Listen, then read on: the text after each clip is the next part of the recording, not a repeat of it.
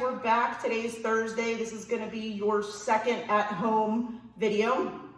We're going to go through a couple of different random things. Some of these things are from the Orange Belt. Again, these are things you can do with a partner if you have them at home, but also I'm going to show you variations of which you can do them by yourself, okay? So the first one that I'm going to show you guys is the double leg takedown. I'll show you what it's supposed to look like on a partner, but you don't necessarily need a partner when you do it. So when I'm looking to do a double leg, clearly the word double means that I'm taking two legs, right? So when this person is going to be in front of me, I'm looking to take both of their legs.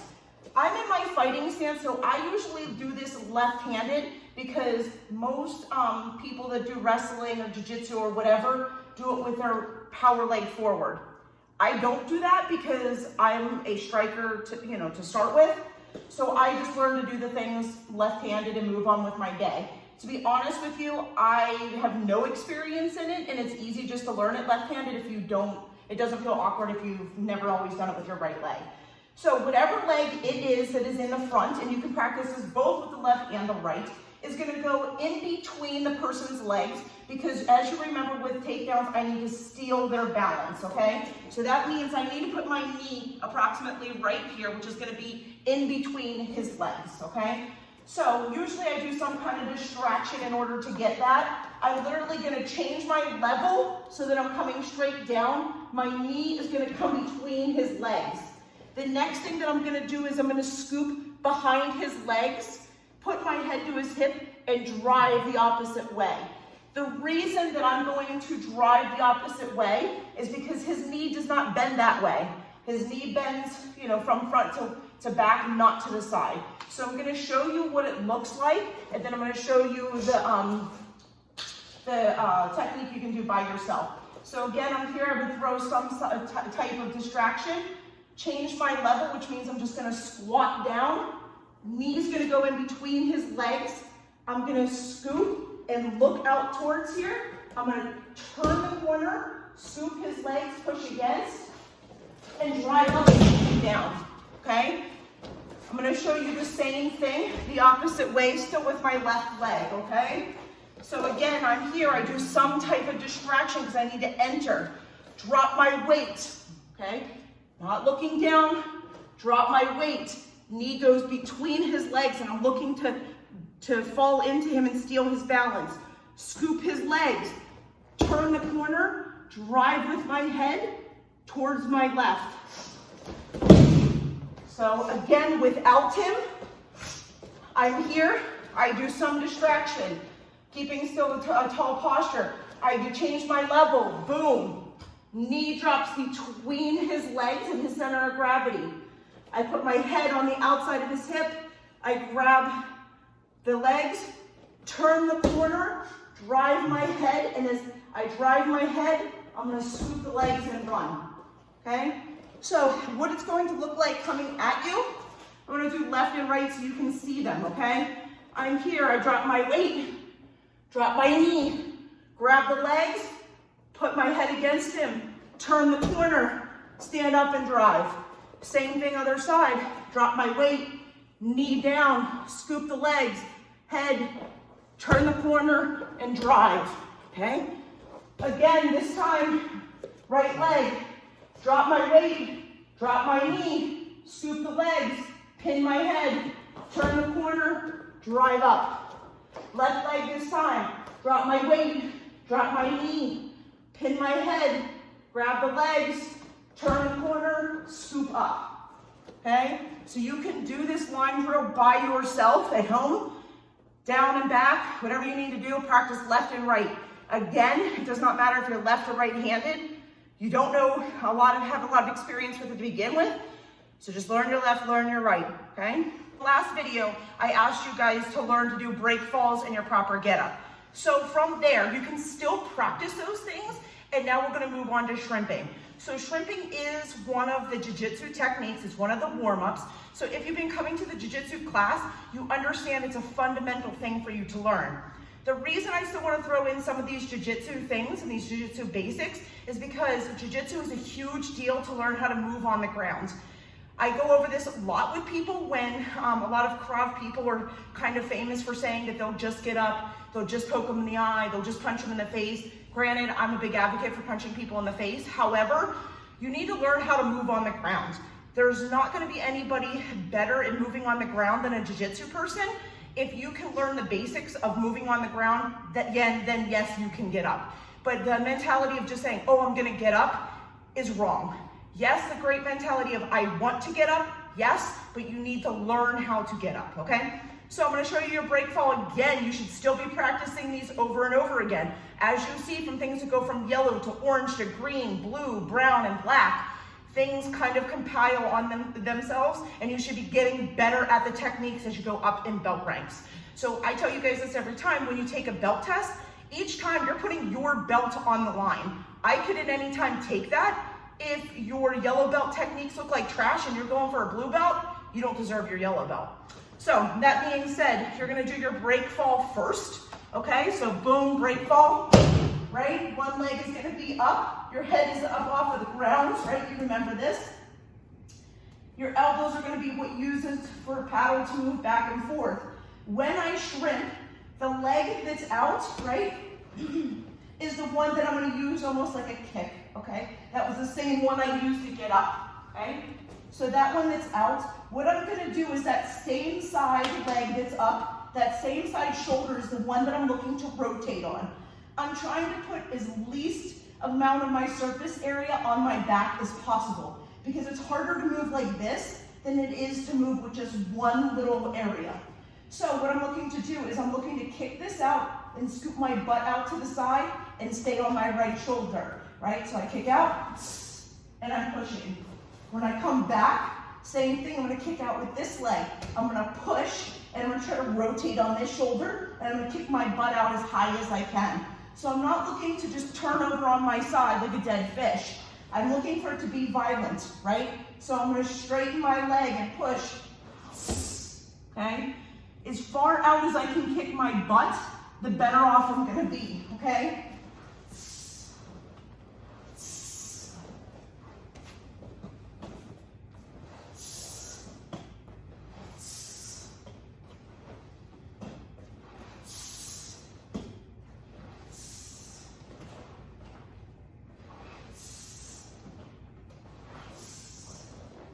Beautiful. Again, you're still gonna do your proper get up. Kick, shield your head, post your arm. Leg's gonna come up through. If you have to go to your knee, that's okay too. And come up, right? You guys remember those. So when I'm doing the shrimping, I'm gonna borrow you for 1 second. I'm doing this to get away from my opponent. It is mostly used so that I can get somebody off of me, but I can do it still from here. If he's coming close to me, I can use it to kick and turn to the side, okay? So that's gonna be your break fall, your shrimp, and your proper get up. So guys, the next one that we're gonna do is we're gonna be doing punching with an advance and punching with a retreat.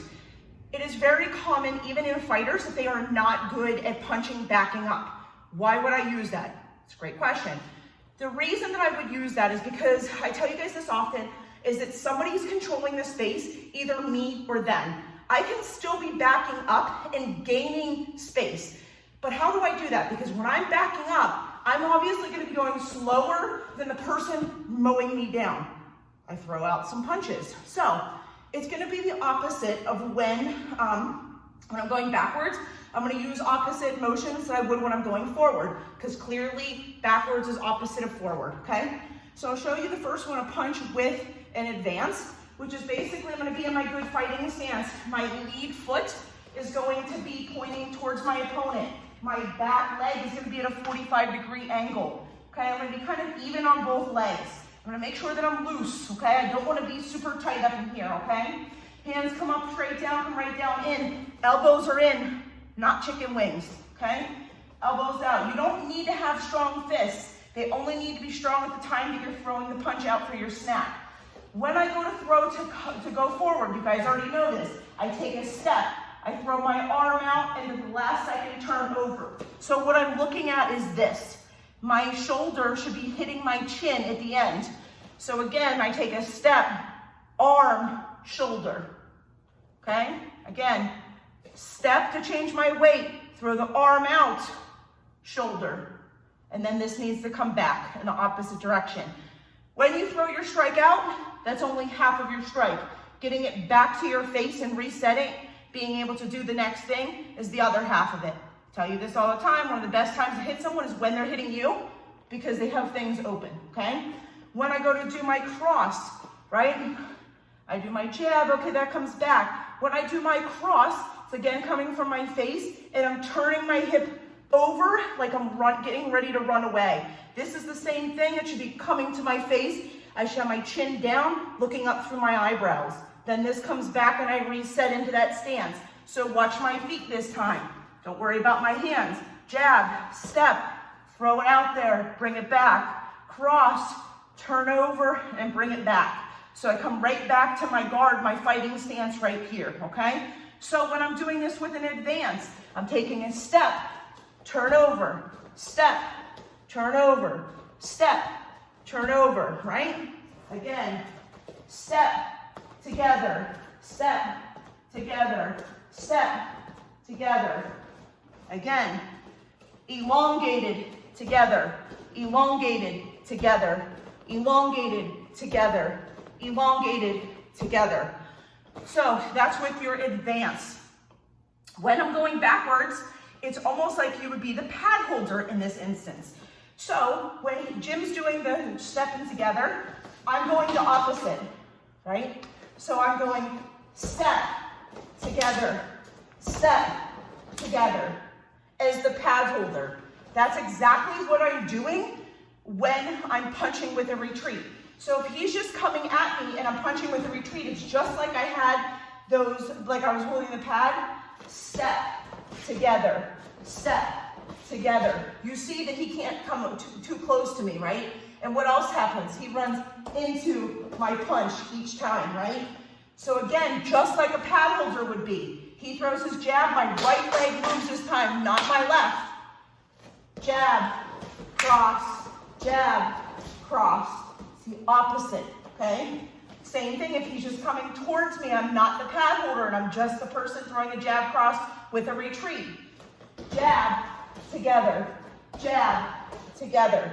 I'm controlling the space even while going backwards. So you're gonna do these together. We're gonna do with an advance and you're gonna do with a retreat. So as a retreat, again, I'm gonna show you again, it's opposite legs. When I'm jabbing, I'm normally coming a step forward. This time I'm going back, okay? Same thing with my cross. Normally I'm using my right hand. In this instance, I'm bringing that front forward, foot forward, okay?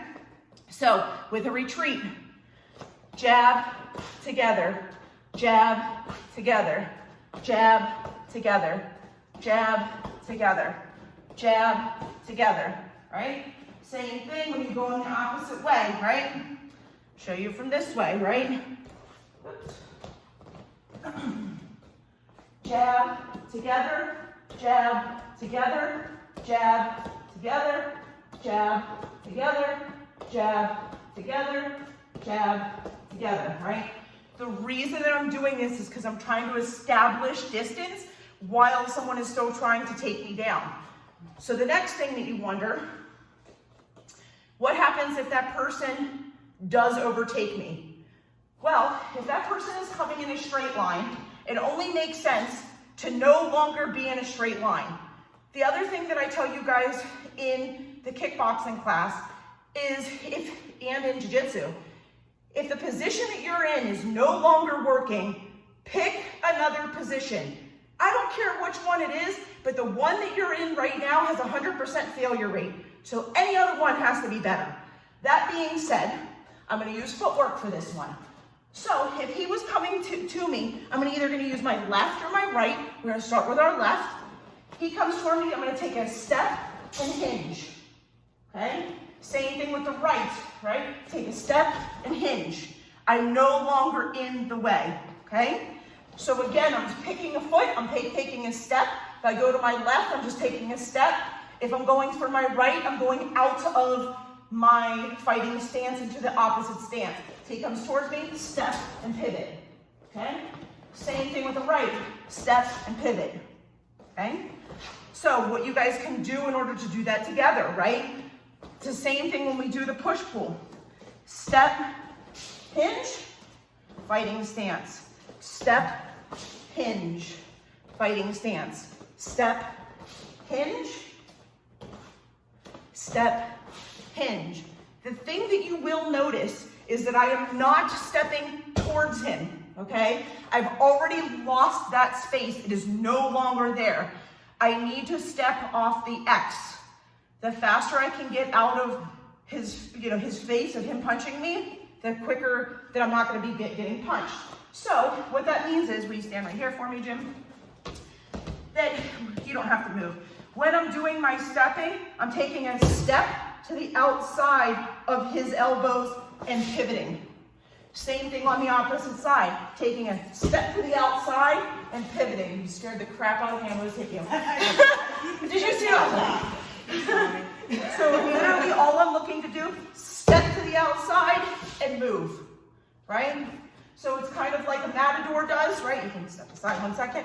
They have the thing and they step and move, right? Same thing, your dog comes at you, right? Step and move and they run through it.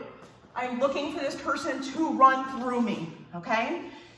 The next technique is still stepping and pivoting, but it's kind of the opposite way, right? So this one is gonna be, I'm backing up, so he comes towards me, I'm backing up, and I pick a foot and I just move, okay? There's no step.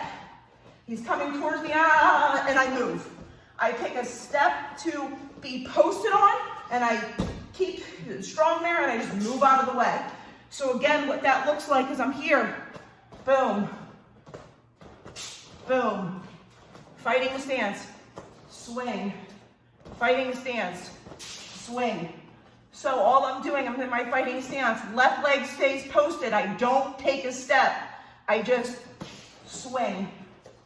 Right leg this time, I don't take a step, swing.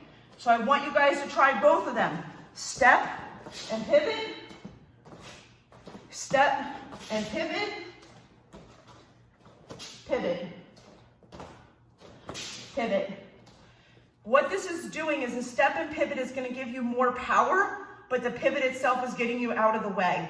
They're both good footwork techniques. The reason that I'm so big on footwork and technique, I'm not really a cardio person, just happens to be what I am. There's a couple of different things that I call our defense. One is going to be your reactive, so meaning he goes to throw a punch at me and I react to that and I parry. The other one is going to be reflexive, or the first one's reflexive, my bad. So he throws and my reaction's like, ooh, get that out of the way. The next one's reaction, right? He goes to throw, boom, and I move out of the way. The last one is my footwork. He goes to punch, and I'm not in the way anymore. So you have reflexive, reactive, and you have your footwork. Reactive, reflexive, and footwork. I can't talk today. But as of today, right now, we're just working on footwork. These are things that you can be doing at home without a partner. Again, your step and pivot, you can be doing this with your shadow boxing. How that looks. I'm asking you guys to do 3-minute rounds of shadow boxing. When I'm doing this, taking a step, turn over, taking a step, turn over. I'm slipping my punches, taking a step and moving. When I put these things together,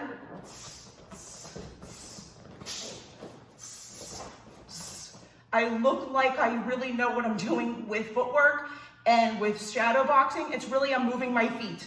Always keeping them under me. I'm taking a step and moving, or I'm here and I'm just pivoting and moving out of the way and looking to cause more damage. So like I said, 3-minute rounds of shadow boxing. Yes, I know you feel stupid. Yes, I don't care. Do it. All right, guys, so the next thing that we're gonna focus on, again, we're doing a lot of technique stuff because not everybody has partners at home. So the next thing I'm gonna do is have you do it with a chair. You can even literally do this over the back of your couch if you don't have a folding chair. I'm gonna do it on the heavy bag so you can at least see what's going on. So a couple of things about a heavy bag. If you have one, fantastic, it's a great tool. The thing that bothers me a lot of times is when I see people using heavy bags, they don't know how to use them. The heavy bag, when it swings for a reason. It doesn't swing because it's an inconvenience. Otherwise, they would be tethered to the ground. When the heavy bag moves, that's when you use your footwork. When it swings back through, you're gonna do, any kind of footwork where you're gonna move out of the way. This being said, is you don't necessarily need a heavy bag to do this. You can do this against a wall or in the air. I'm gonna show it to you on the heavy bag, just so that you can see a couple of things. When I hit a heavy bag and I'm doing a kick, especially if it's a drive kick, meaning a teep, okay? You only have two types of forces that you're getting your power from, either drive or torque, right? So this is gonna be a drive kick. This is my teep, and I'm looking and focusing on my recoil from that. So I don't wanna be lazy, and when I throw out a teep, that it comes, I can't even do it wrong. Throw out a teep and it comes down. The reason that I don't want to do that is because the laziness of that teep, instead of going straight out and back, the laziness of that coming back is when it can be caught, okay? So I'm going to show you how to do the proper teep. It is a front kick, an offensive front kick in Croft. I'm going to be using the ball of my foot, okay, so not my entire flat foot, just the ball of my foot. I'm looking to use a smaller area so that I can make this like a punch. Especially your front leg is supposed to be used as a jab, okay? Just a longer jab and doesn't feel as delightful. When I'm doing this, I'm using a small area, probably the same amount of area that I'm using on my fist. Smaller area equals higher PSI, higher pressure per square inch, okay? So when I'm going to do this, I'm gonna chamber, extend, and chamber. So I'm trying to do it this time over a chair so that I can make sure that I'm not lazy. It is amazing when you don't want to hit your little dainty toes off of something, how much better you become at your recoil. Funny how that works. So I'm still going to be in my good stance. My lead leg is going to be facing my opponent. My rear leg is at a 45-degree angle out. So for Muay Thai, not necessarily Krav, but I don't believe that anybody strikes better than Muay Thai, my personal opinion. When I'm using my lead leg, I can do one of two things. I can replace my balance underneath my body, or I can lean back and be on my back leg. I need to adjust my balance one way or another in order to be able to stand on one leg, okay? So it doesn't matter, it just depends on your distance. This one will be a little bit more defensive, this one will be a little bit more offensive, doesn't matter. So because I'm throwing my lead leg, again, it's supposed to be a jab and just supposed to have a little snap on the end of it. I'm looking to post. The reason that I'm looking to post is because I'm looking to put my hand in front of that person's face to disguise my kick, okay? So this is called a chamber, okay? Like I'm gonna step up on this chair, okay? When I do this, I don't just wanna pick up my leg, I want this to be dynamic, meaning I'm gonna try to like knee myself in the chest, okay? So my chamber, I knee myself in the chest, extend and bring that back. If I do it lazy, I'm gonna be hitting the chair. I can't even do them wrong. This is terrible. So again, I'm picking it up, driving it straight out, retracting it and bringing it down. So again, I pick up and back down, okay? Again, up and back down. As a side note, when I'm hitting, you can see that this is swinging front ways and back ways towards me. That means that my force was directly straight across. If it was not, I would get a ton of rotation of the bag.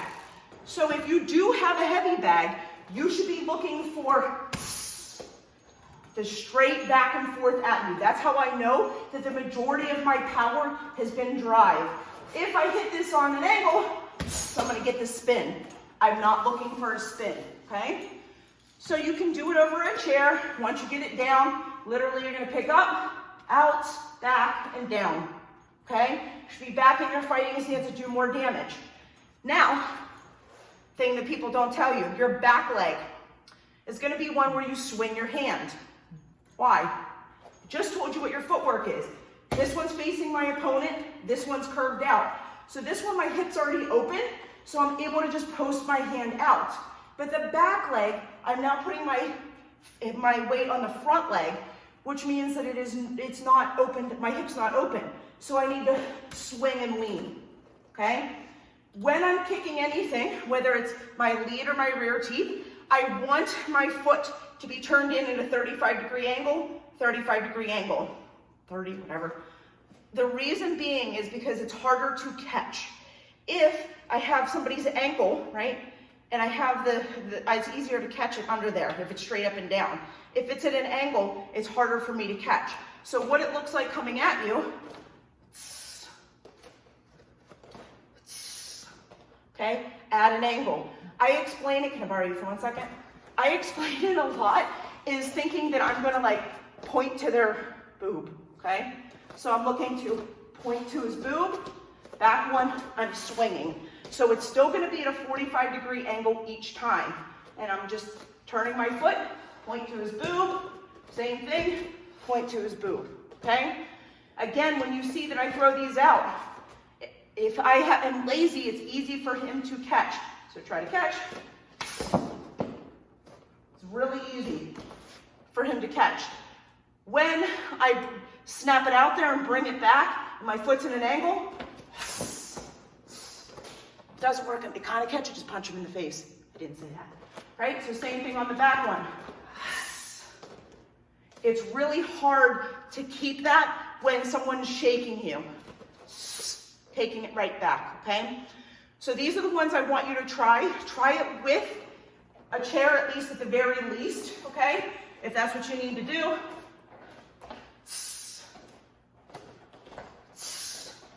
Okay? For Krav, in general, your offensive is gonna be with the ball of your foot. Defensive is gonna be your whole foot. Offensive is when I'm trying to push them away, okay?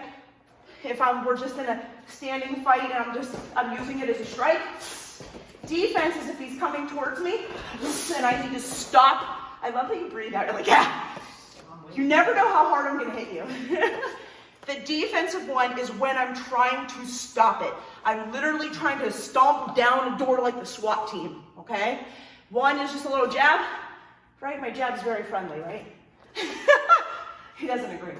So one is, we're here, we're even, boom, it's a little jab. The other one is he's running me down, he comes towards me, and I'm trying to stop it, okay? Like I'm stomping down a door, okay? So I want you guys to try these. Try it over a chair, like I said. No lazy feet. Post on the lead, swing on the back. If your hand is not doing something, it should be protecting your face.